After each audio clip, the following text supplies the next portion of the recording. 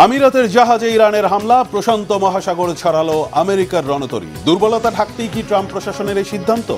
ট্রাম্পের বিমান বদলের পেছনে মোসাদের চাল। ইরানকে ফাঁসাতে গিয়ে এবার ফাঁসছে কি ইসরায়েল? নদীর মতো বইছে জ্বলন্ত আগুনের লাভা। বিরল দৃশ্য দেখতে সাধারণ মানুষের ভিড়। কোথায় ঘটছে প্রকৃতির এ তাণ্ডব? প্রশান্ত মহাসাগর থেকে মধ্যপ্রাচ্যের দিকে ছুটছে মার্কিন রণতরী ইউএস জর্জ ওয়াশিংটন। ইরানে নতুন করে হামলার উদ্দেশ্যে নয়, বরং নিজেদের দুর্বলতা ঢাকতেই এই সিদ্ধান্ত মার্কিন প্রশাসনের। বিভিন্ন গণমাধ্যমে এমনই চাঞ্চল্যকর তথ্য উঠে এসেছে। এদিকে হরমুজ প্রণালী বন্ধ থাকা সত্ত্বেও ইসলামিক বিপ্লবী গার্ড বাহিনীর নির্দেশনা অমান্য করে সংযুক্ত আরব আমিরাতের দুটি জাহাজ হরমুজ পার হওয়ার চেষ্টা করলে হামলার শিকার হয়। শর্ত না মানলে অনির্দিষ্টকালের জন্য বন্ধ থাকবে হরমুজ প্রণালী। হুঁশিয়ারি ইরানের। পাল্টা ইরানকে পুরো অঞ্চল থেকে অর্থনৈতিকভাবে বিচ্ছিন্ন করার হুমকি দিয়েছে আমেরিকা। প্রশান্ত মহাসাগর খালি করে মধ্যপ্রাচ্যের দিকে ছুটে যাচ্ছে মার্কিন রণতরী ইউএসএস জর্জ ওয়াশিংটন। তবে ইরানে নতুন করে হামলা নয়, বরং নিজেদের দুর্বলতা ঢাকতেই এই সিদ্ধান্ত মার্কিন প্রশাসনের। মধ্যপ্রাচ্যে ৫,০০০ সেনা নিয়ে দীর্ঘদিন ধরে ভেসে বেড়ানো ইউএসএস আব্রাহাম লিঙ্কনের জাহাজে মানসিক স্বাস্থ্য ও রসদ সংক্রান্ত সমস্যার খবর সামনে আসার পর প্রশান্ত মহাসাগরীয় বিমানবাহী রণতরী ইউএসএস জর্জ ওয়াশিংটন মধ্যপ্রাচ্যের দিকে যাত্রা শুরু করেছে। তবে মার্কিন প্রশাসন রণতরীতে সেনাদের মানসিক স্বাস্থ্যের বিষয়টি অস্বীকার করলেও তাদের নেওয়া পদক্ষেপ বলছে ভিন্ন কথা। ইরানের প্রতিরোধ আর কৌশলে ভেঙে চুরমার হচ্ছে মার্কিন পরাশক্তির দাম্ভিক অহংকার। মার্কিন রণতরী ইউএসএস আব্রাহাম লিঙ্কনে সংকটের বিষয়টি কেন লুকাচ্ছে মার্কিন প্রশাসন? এটা কি কোনো নয়া কৌশল নাকি ব্যর্থতা? সবচেয়ে বড় মার্কিন রণতরী ইউএসএস আব্রাহাম লিঙ্কনের সংকট গোপন রাখতে চেয়ে ব্যর্থ মার্কিন প্রশাসন।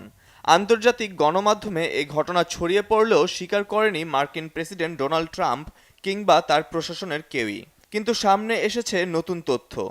আন্তর্জাতিক সংবাদ মাধ্যম অ্যাসোসিয়েট প্রেসের প্রতিবেদন অনুসারে মার্কিন নৌবাহিনী এক বিবৃতিতে জানিয়েছিল, ইউএসএস জর্জ ওয়াশিংটন গত সপ্তাহে ভিয়েতনামের দানাং বন্দর ত্যাগ করেছে। এরপর থেকে রণতরীটিকে একটি ক্রুজার এবং একটি ডেস্ট্রয়ার সহ সিঙ্গাপুর প্রণালী পার হতে দেখা গেছে।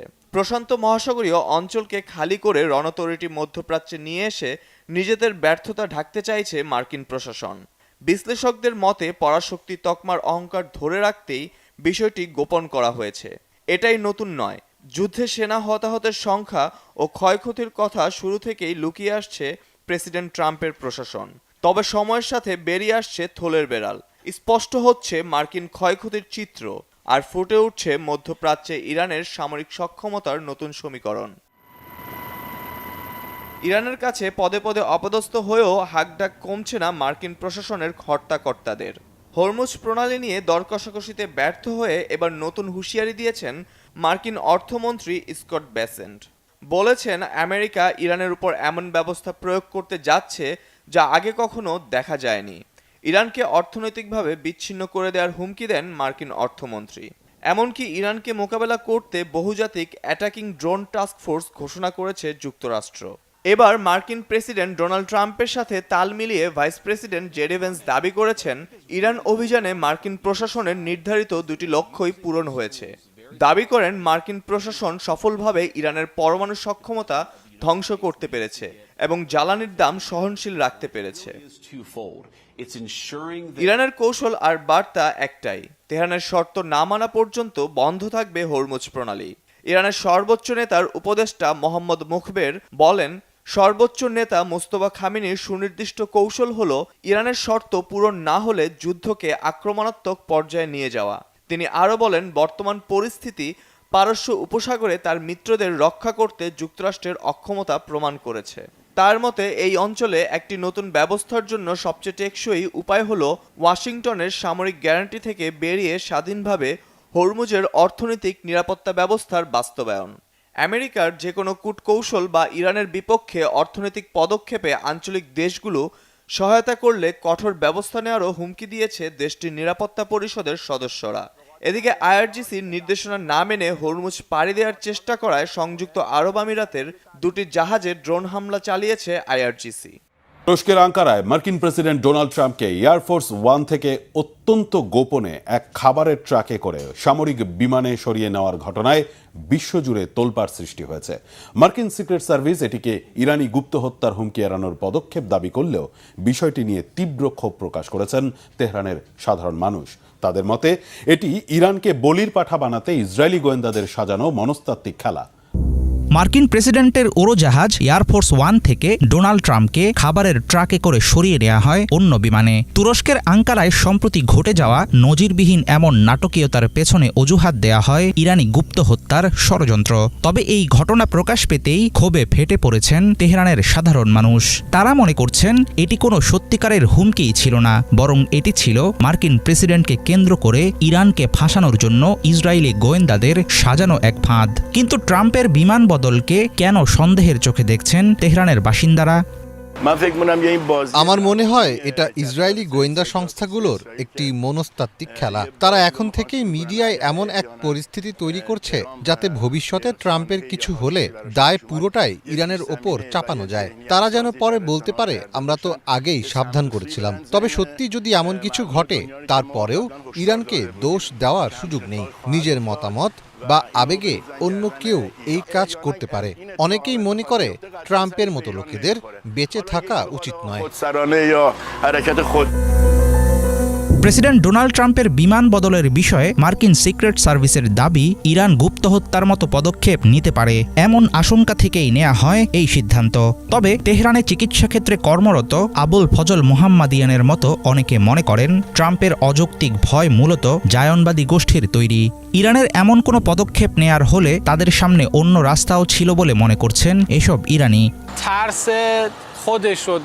ডোনাল্ড ট্রাম্প মূলত নিজের মনের ভয় থেকেই এমনটা করেছেন, আর এই ভয় হয়তো তার উপর প্রভাব খাটানো জায়নিস্ট বা জায়নবাদী গোষ্ঠীগুলোই বাড়িয়ে দিয়েছে। আমাদের দেশ যদি সত্যিই কোনো পদক্ষেপ নিতে চাইতো তাহলে তো আমাদের সামনে আরও অনেক পথ খোলা ছিল। প্রতিবেশী কোনো দেশে অভিযান চালিয়ে আঞ্চলিক সম্পর্ক নষ্ট করার মতো কাজ অন্তত আমরা করতাম না। তুরস্কে প্রেসিডেন্ট ট্রাম্পের রহস্যময় বিমান বদল নিয়ে যুক্তরাষ্ট্র যে ব্যাখ্যাই দিক না কেন, তেহরানের জনসাধারণ বিষয়টিকে ইসরায়েলের রাজনৈতিক চাল হিসেবেই দেখছে। রাশিয়ার প্রেসিডেন্ট ভ্লাদিমির পুতিন প্রথমবারের মতো কুরিল দ্বীপপুঞ্জ সফর করেছেন। রাশিয়ার সুদূর পূর্বাঞ্চলে নৌমহড়া তদারক করার পর তিনি ইতরুপ দ্বীপের মাছ প্রক্রিয়াজাতকরণ কারখানা পরিদর্শন করেন। পুতিনের এই সফরের ঘটনায় জাপান তীব্র প্রতিবাদ জানিয়েছে। বহু বছর ধরে কুরিল দ্বীপপুঞ্জের মালিকানা নিয়ে রাশিয়া ও জাপানের মধ্যে উত্তেজনা রয়েছে। যুক্তরাষ্ট্র ও জাপানের অতিরিক্ত মাখামাখি দেখে রাশিয়ার ধৈর্য বোধহয় শেষ সীমায় পৌঁছেছিল। মার্কিন প্রেসিডেন্ট ডোনাল্ড ট্রাম্পের পাশে দাঁড়িয়ে জাপানি প্রধানমন্ত্রীর চওড়া হাসি দেখে কড়া কোনো হুমকি দেননি ভ্লাদিমির পুতিন, বরং কৌশলী জবাব দিতে পেছনের দরজায় কড়া নেড়ে টোকিওর বুকে রীতিমতো কাঁপন ধরিয়ে দিলেন তিনি। দীর্ঘদিনের বিতর্কিত ভূখণ্ড কুরিল দ্বীপপুঞ্জে সফর করলেন রুশ প্রেসিডেন্ট ভ্লাদিমির পুতিন। প্রথমবারের মতো কুরিল দ্বীপে সশরীরে হাজির হয়ে পুতিন বুঝিয়ে দিলেন খেলা এখন মস্কোর কোর্টে। 13 আগস্ট প্রশান্ত মহাসাগরের বুকে অবস্থিত এই দ্বীপে পৌঁছান পুতিন। এরপর সেখানকার স্থানীয় ইয়াসনি নামের একটি মাছ প্রক্রিয়াজাতকরণ কারখানা প্রদর্শন করেন তিনি। এছাড়াও তিনি দ্বীপের একটি স্থানীয় স্কুল এবং হাসপাতাল পরিদর্শনে যান। পুতিন স্থানীয় বাসিন্দাদের সাথে কথা বলেন এবং শাখালিনের গভর্নরের সাথে একটি দ্বিপাক্ষিক বৈঠক করেন। সংবাদ মাধ্যম রয়টার্সের এক প্রতিবেদনে এসব তথ্য উঠে আসে। পুতিনের এই সফরের একদিন আগে রাশিয়ার মিত্র উত্তর কোরিয়া একটি ব্যালিস্টিক ক্ষেপণাস্ত্র উৎক্ষেপণ করে। ক্ষেপণাস্ত্রটি কোরিয়ার উপদ্বীপের পূর্ব দিকের জলসীমার দিকে ছোড়া হয়। এই ঘটনার পরদিনই পুতিনের এই বিতর্কিত সফর উত্তাপ ছড়িয়েছে জাপানের রাজনীতিতে। এরই মধ্যে সামাজিক মাধ্যম এক্সে প্রতিবাদ জানিয়েছেন জাপানের পররাষ্ট্রমন্ত্রী তোশিমিৎসু মোতেগি। কড়া প্রতিবাদ জানিয়েছেন জাপানের প্রধানমন্ত্রী সানায়ে তাকাইচি। রাজধানী টোকিওতে আয়োজিত এক সংবাদ সম্মেলনে এই ভূখণ্ডকে জাপানের একটি অবিচ্ছেদ্য অংশ বলে দাবি করেন তাকাইচি। আমরা রুশ সরকারকে বারবার অনুরোধ করেছি যেন পুতিন উত্তরাঞ্চলীয় ভূখণ্ড সফর থেকে বিরত থাকেন। ঐতিহাসিকভাবে এবং আন্তর্জাতিক আইন অনুসারে এই ভূখণ্ড জাপানের একটি অংশ। রাশিয়ার প্রেসিডেন্টের এই সাম্প্রতিক সফর ভূখণ্ডটির বিষয়ে জাপানের ধারাবাহিক অবস্থানের পরিপন্থী।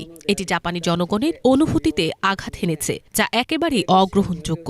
ইউক্রেনে রাশিয়ার আগ্রাসনের পর থেকে জাপান রাশিয়া সম্পর্ক এক কঠিন অবস্থার মধ্যে রয়েছে। এমন পরিস্থিতিতে জাপান সম্পর্ক উন্নত করার জন্য সম্ভাব্য সব রকম চেষ্টা চালিয়েছে। তবে এই সফর জাপানে রাশিয়ার প্রতি নেতিবাচক মনোভাবকে আরও বাড়িয়ে দেবে এবং দীর্ঘমেয়াদে দ্বিপাক্ষিক সম্পর্ক পুনর্গঠনের পথকে আরও কঠিন করে তুলবে। কুরিল দ্বীপপুঞ্জ হল প্রশান্ত মহাসাগরের বুকে অবস্থিত একটি দ্বীপপুঞ্জ, যা ভৌগোলিকভাবে রাশিয়ার পূর্বাঞ্চলীয় কামচাটকা উপদ্বীপ এবং জাপানের উত্তর দিকের প্রধান দ্বীপ হোক্কাইদোর মধ্যবর্তী স্থানে প্রায় 1300 কিলোমিটার এলাকা জুড়ে বিস্তৃত। পুরো দ্বীপপুঞ্জে 56টি দ্বীপ থাকলেও বিরোধ মূলত এর একেবারে দক্ষিণে থাকা 4টি দ্বীপ নিয়ে। দুই দেশের মধ্যে চুক্তির মাধ্যমে এই 4টি দক্ষিণ কুরিল দ্বীপের মালিকানা জাপানের হাতে ছিল। তবে দ্বিতীয় বিশ্বযুদ্ধের একেবারে শেষ মুহূর্তে জাপানের আত্মসমর্পণের ঠিক আগে সোভিয়েত ইউনিয়ন এই দ্বীপগুলো আক্রমণ করে নিজেদের নিয়ন্ত্রণে নেয় এবং সেখানকার সমস্ত জাপানি অধিবাসীদের তাড়িয়ে দেয়। শীতকালে ওকটস্ক সাগর বরফে জমে গেলেও এই দ্বীপগুলোর আশেপাশের সামুদ্রিক রুট বরফমুক্ত থাকে, যা রাশিয়ার নৌবাহিনী ও সাবমেরিনগুলোকে বছরের যে কোনো সময় সরাসরি প্রশান্ত মহাসাগরে যাতায়াতের সুবিধা দেয়। রাশিয়া এই দ্বীপগুলোতে ক্ষেপণাস্ত্র ব্যবস্থা এবং সামরিক ঘাঁটি তৈরি করেছে, ফলে জাপান ও যুক্তরাষ্ট্রের উপর নজরদারি রাখতে মস্কোর কাছে এই দ্বীপগুলোর অবস্থান কৌশলগতভাবে অত্যন্ত মূল্যবান বলে মনে। পাহাড় বেয়ে নামছে টগবগে লাভার আগুন, চারপাশে ছড়িয়ে পড়ছে ছাই পাথর, আর সেই ভয়ঙ্কর দৃশ্যের খুব কাছেই রোমাঞ্চের খোঁজে অভিযাত্রীরা। ইতালির মাউন্ট এটনার অগ্ন্যুৎপাত ঘিরে প্রকৃতির তাণ্ডব আর মানুষের দুঃসাহসের বিরল দৃশ্য নিয়ে। পাহাড়ের ঢাল বেয়ে আগ্নেয়গিরির টগবগে লাল আভা গড়িয়ে পড়ছে, সঙ্গে ছিটকে পড়ছে পাথর আর আগ্নেয় ছাই। এমন ভয়ঙ্কর দৃশ্যের মধ্যেই আতঙ্ক উপেক্ষা করে জ্বলন্ত লাভার কাছাকাছি চলে যাচ্ছেন একদল অভিযাত্রী। প্রকৃতির ভয়ঙ্কর রূপের সামনে মানুষের এমন দুঃসাহসিক উপস্থিতির ভিডিও নজর কেড়েছে নেটিজেনদের। 12 আগস্ট ইতালির সিসিলি দ্বীপে অবস্থিত মাউন্ট এটনার অগ্ন্যুৎপাত ঢাল বেয়ে নামতে থাকে লাল গরম লাভার প্রবাহ। একই সঙ্গে পাহাড়ের বিভিন্ন অংশ থেকে গড়িয়ে পড়ে পাথর ও আগ্নেয় ছাই। আর সে আগুন ছড়ার দৃশ্য দেখতে এবং ক্যামেরা বন্দী করতে লাভার প্রবাহের কাছাকাছি চলে যান কয়েকজন অভিযাত্রী। ভিডিওতে দেখা যায় আগ্নেয়গিরির ঢালে লাভা প্রবাহের খুব কাছে অবস্থান করছেন তারা। চারপাশে ছাই আর পাথর গড়িয়ে পড়লেও প্রকৃতির এই ভয়ঙ্কর রূপের সামনে দাঁড়িয়ে থাকেন অভিযাত্রীরা। তবে এই অগ্ন্যুৎপাতের প্রভাব পড়েছে আকাশপথেও। ছাই ছড়িয়ে পড়ায় সিসিলি কাতানিয়া বিমানবন্দরে 12 আগস্ট ফের ফ্লাইট চলাচল বন্ধ রাখা হয়। কর্তৃপক্ষ আকাশসীমায় বিধিনিষেধ বাড়ানোর ফলে ব্যাহত হয়েছে ভ্রমণ। গ্রীষ্মের ছুটির মৌসুমে এতে ভোগান্তিতে পড়েছেন বহু যাত্রী। গেল সপ্তাহ থেকে নতুন করে আগ্নেয়গিরির তৎপরতা বাড়তে শুরু করে। বাতাসের দিক পরিবর্তনের সঙ্গে আগ্নেয় ছাই ছড়িয়ে পড়ে পূর্ব সিসিলির বিভিন্ন এলাকায়। ফলে কয়েকদিন ধরে এই অঞ্চলের স্বাভাবিক জীবন ও যাতায়াতে প্রভাব পড়েছে। একদিকে আকাশে ছাইয়ের মেঘ, অন্যদিকে পাহাড় বেয়ে নেমে আসা আগুনের নদী, আর সে ভয়ঙ্কর দৃশ্যের একেবারে কাছেই মানুষের উপস্থিতি। মাউন্ট এটনার চলমান অগ্ন্যুৎপাত যেন একই সঙ্গে প্রকৃতির তাণ্ডব আর মানুষের দুঃসাহসের এক বিরল দৃশ্য। তবে এই অগ্ন্যুৎপাত সাময়িক ছাই ও লাভা প্রবাহ তৈরি করলেও এটি চূড়ার জ্বালামুখ কেন্দ্রিক হওয়ায় আশপাশের জনবসতির জন্য সাধারণত বড় কোনো বিপদের কারণ হয় না।